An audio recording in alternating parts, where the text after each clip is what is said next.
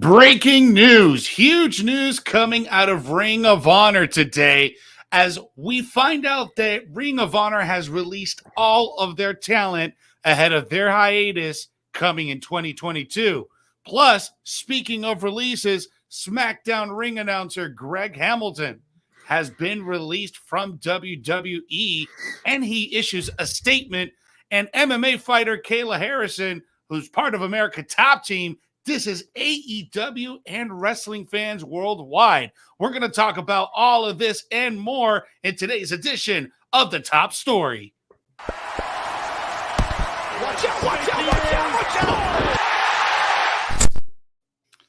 What's up, everyone? It is a beautiful Wednesday afternoon here on the East Coast. I'm Jose G. This is Jeremy Bennett. This is The Top Story. Tons of stuff to get into today, Jeremy. We got this news that broke about a few hours ago that all the talent in ROH and Ring of Honor have been released. What the hell is going on? Plus, Greg Hamilton also got released in the last 24 to 48 hours. He issues a statement. And Kayla Harrison, man. Kayla Harrison dissing not only AEW, but wrestling fans all around the world. What's your take? What's going on, Jeremy? Man, what a bombshell Ring of Honor dropped. I mean, Ring of Honor dropped a bombshell, earlier today, with the original press release, which said that they're going to go on a brief hiatus. They announced to the staff, the talent, and the fans that they're going to make some changes to their business operations and pivot into a new mission, into a new strategy. So following their final pay-per-view of the year, Final Battle on December 11th, ROH was going to go on to a hiatus for the first quarter of 2022 to work internally to reimagine the company. No idea what that meant or anything like that. But there would be no live events in the first quarter of 2022. And the current plan was to return in April with one of their big pay-per-views, Supercard of Honor, which is always on WrestleMania weekend. They were hoping to return with a new fan-focused product and provide a unique experience for fans. Again, do not know what that exactly means, but as the time goes on, we probably will know a little more about that.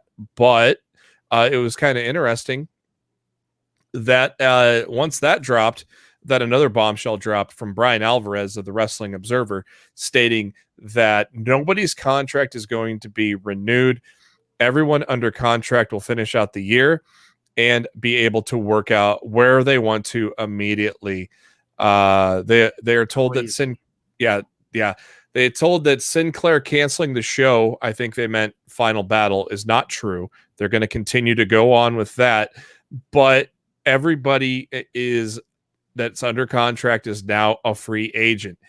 Jay Lethal, the Briscoes, Danhausen, and maybe that's why you saw the Briscoes on GCW recently, which I believe they captured the tag team championships, if I'm not mistaken.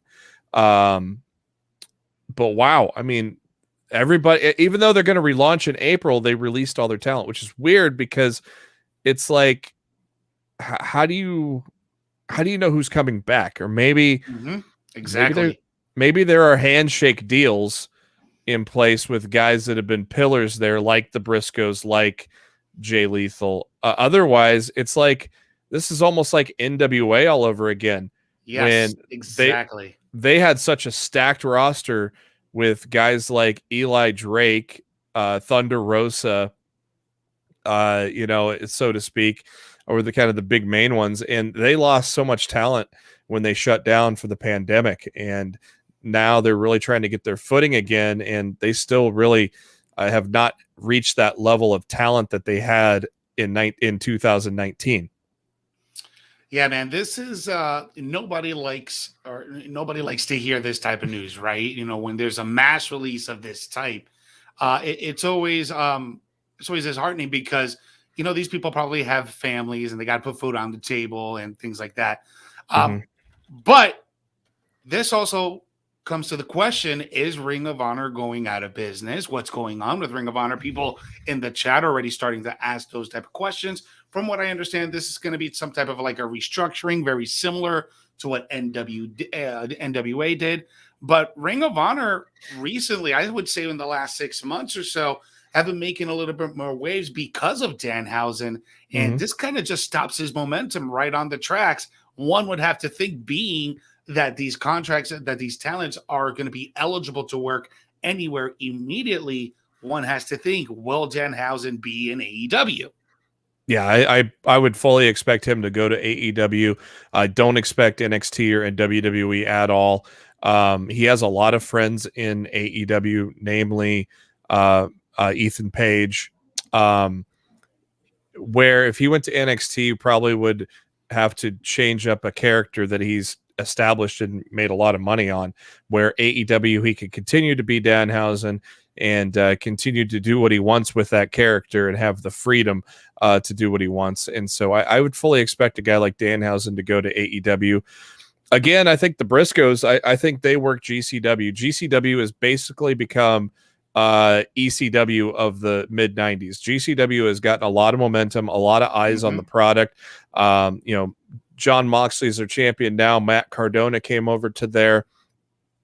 I think GCW is probably gonna. I bet they hang out in the Indies and work for GCW and probably return to Ring of Honor in April. I would probably assume guys like Jay Lethal would probably return. EC3 is an interesting name. So is Dalton Castle. So is Brody King.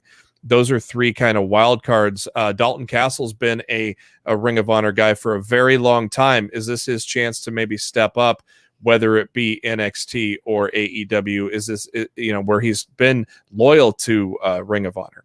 I could see guys, though, like Brody King and EC3 probably moving on. I could see guys like the Briscoes, Matt Taven, Kenny King. I could see them probably doing indies where they could still make a good living and then come back to Ring of Honor in April. I think you're going to see a lot of those guys. Shane Taylor as well. Silas Young, Roosh, Bandito, Flamita. I think a lot of those guys could very well come back in April, but there are going to be some guys that are going to probably test the waters elsewhere, like a Danhausen or a Brody King, especially. I would be surprised if WWE isn't trying to go after Brody King right now. Yeah, I think this is a very interesting moment in time. I didn't think anybody really expected this type of news to drop this late in the year. No. Nobody really expected it, but this is going to be a really good opportunity for NXT and AEW to pick up some really, really great talent. If that's what's going to end up happening down the line, especially with someone like Danhausen, Jay Lethal, all those guys that you mentioned earlier. I mean, those are all top-notch guys. Mm-hmm.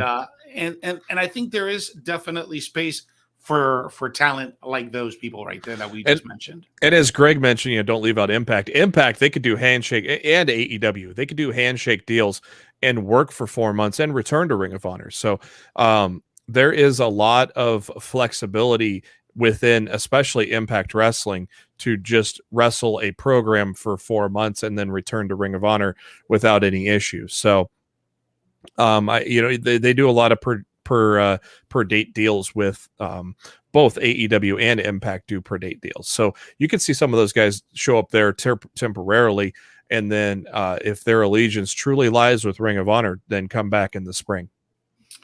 Guys, certainly an interesting topic that we're talking about. Today's Ring of Honor match release. They released their talent ahead of their hiatus in their first quarter of 2022. Big news, guys. If you're just tuning in, subscribe to the YouTube channel right now. Go ahead, smash that notification bell so you never miss whenever we drop brand new content. We got a brand new interview with Indy Hartwell that dropped a few days ago with Rick Ucchino. Go ahead and check that out. That's dropped. We also got every Monday night, Vince Russo, Legion of Raw with Dr. Chris Featherstone, breaking down the bros and the cons and the bros of Monday Night Raw. The bros and the hoes? The bros and the hoes from Monday Night Raw. And then on Friday nights, we got Dirty Dutch Mantel breaking everything down with SP3 and Rick Ucchino breaking down AEW Rampage and SmackDown. And then myself tonight will be on at 10:05 back at our regular time, discussing AEW Dynamite and NXT 2.0 after a hot Halloween Havoc last night. Rico and I are going to have a lot to say about last night's Halloween Havoc and tonight's AEW Dynamite. So make sure you're liking, sharing, and subscribing. Share this video right now, this live stream in your favorite wrestling group. If you're watching us on Facebook, tag your friends in the comment section so they can join us in the conversation. So, Jeremy, we just got done talking about Ring of Honor's releases. There was another release with another company. WWE has released world-renowned ring announcer, SmackDown announcer Greg Hamilton. This also caught a lot of people by surprise. What's the story here, man? I heard something about a rapper, that a rapper used his voice in a song, and he started... What's the scoop here, man? Well, I don't know if that has anything to do with anything, but the timing of it is very interesting. Obviously, a rapper named Westside Gunn used Greg Hamilton's voice sampled on a track, and Hamilton publicly said he would send WWE's lawyers after the rapper in a series of tweets to him, I believe. But then it was oddly enough reported that WWE had announced, that WWE released Greg Hamilton, but they have not publicly announced it yet. But Greg Hamilton did confirm it on social media today that it is a mutual kind of a release, even though nothing official has been said yet. Greg did post on Instagram after 6 years and 52 weeks a year. It's time to say goodbye. First and foremost, don't let the internet or social media gas you up. This was a mutual respect departure from a great company. Nothing but respect from both sides. It's business. We all know our worth. I don't know. He says it's a mutual. And so weird timing with that, of course, but a very abrupt departure as well. But yeah. I guess... Yeah, it was like this. It was almost coincidental, right? Like this thing kind of like happened at the same time. He could have been on his way out. That schedule is really rough. When you're 52 weeks on the of the year on the road, even though they just came back on the road in July, but still being on the road every single week is tough. And just that schedule is just rigorous, man. Just just read Justin Roberts' book. Yeah, exactly. And when sometimes you need to take a moment and, take a step back and really just kind of evaluate what's most important. Now, I found it very interesting because I reported about this story earlier in the morning while I was covering the news roundup about, this whole situation where Greg Hamilton wanted to put WWE lawyers on what's that guy? Westside what? Westside Gunn. Never heard of him. Never heard of him either. Westside Gunn, because he used his voice on one of his tracks, and then he kept posting something about, oh, if you don't answer me in the next hour, my fine is going to go up from 10,000 to 20,000, from 20,000 to 30,000. You know what? I'm just going to get my WWE lawyers on it, and I was like, whoa. So maybe it has something to do with it. Maybe the company felt it was like, man, you really shouldn't have put our name out there like that. We're not going to cover you like that.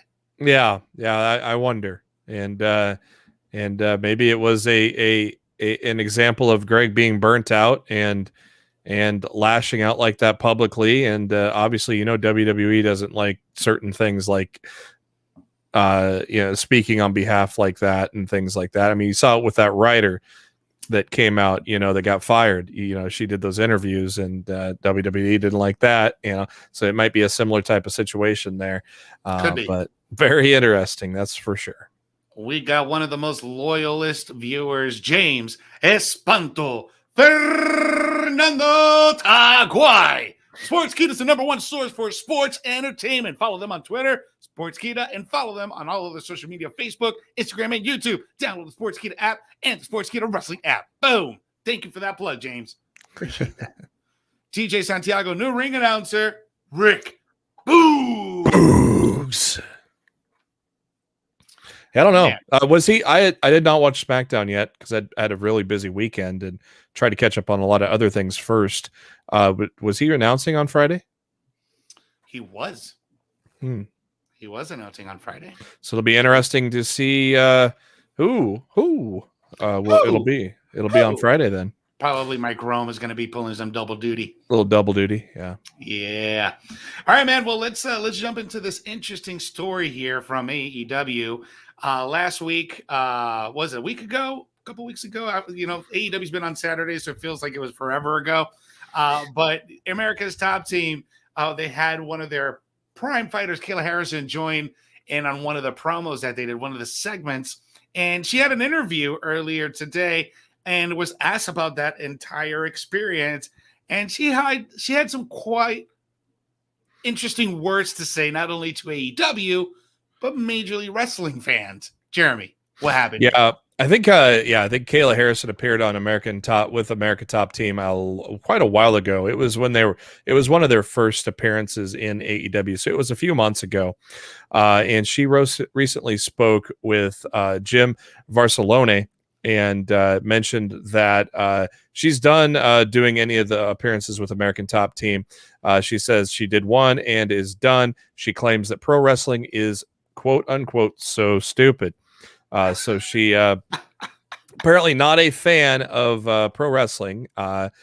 She went on to say, quote, I mean, yeah, do you have fun when you pick on a little kid at the playground secretly? You have a little bit of fun. It's just so easy. It's just a bunch of nerds and losers who can't hack it in my sport, so they decide to go and do a fake sport. I can't believe I let Dan talk me into it. It's just boring. It would be too easy to crush them, is what she says. Oh, my God. Yeah. So I laughed. Yeah. Because I've trained both in pro wrestling and I've trained in MMA before, right? Two total different disciplines, right? One, you're actually planning to literally beat the living crap out of someone to defend yourself. And in the other one, yeah, there's a lot of physicality involved, but it's a choreography. You guys kind of like know what you guys are supposed to do so nobody gets hurt inside the ring. Kayla must not know a lot of pro wrestlers or hang out with a lot of pro wrestlers, because being just a WWE schedule, I'm going to take that as the prime example. Doing what those guys do on a Monday, on a Friday, and on the weekend at live events, taking those bumps. And sometimes at those live events, they put on an even bigger show or match in order to please the crowd because it's not televised. They have a little bit more freedom when they're at those live events. So when those guys are doing that week in, week out, I'm sorry. That takes a huge toll on your body, and it takes a certain type of person in order to do that for 10, 20, 30, 40 years. A fighter, an MMA fighter, who I have tremendous respect for anybody who steps on the mat or inside a cage. I know plenty of fighters myself, and I have tremendous respect. But the training and the amount of intensity to go into a fight, you train literally weeks on end, months on end in order to have that 15 to 25 minute fight. And it may not last that long, right? But you train all that for that moment. These people train every single day to put on a 15 to 20 minute match in front of your eyes on a week in, week out basis. I'm sorry. Yeah. And it's not, and just to be clear, she's not dissing AEW. She's dissing pro wrestling in general. It's not AEW versus WWE or anything like that. She is basically shitting on pro wrestling in general as a sport. And so she's clearly not coming back to join Dan Lambert. Obviously, we all know Dan Lambert is a big fan. If you watch Thunder Rosa's blog, Thunder Rosa has a great vlog that she just rebooted. She recently visited American Top Team to do some training, and he appeared on that. He has a tremendous love for pro wrestling. As you can tell, he cuts great heel promos. He did it in Impact Wrestling. He's doing it now in AEW. And you can tell a lot of those guys are. They brought her in for a one-shot very early into Dan Lambert's tenure with it was months ago. I remember her. I remember being a fan of hers and say, "Oh, cool, she's here," but apparently she wasn't happy about it. It was a while ago, though. It was a very, very early into American Top Team's mentions there. So, oh my God! So I got to really tell you guys something who are watching live with us right now. You guys are absolutely amazing. You guys are the best.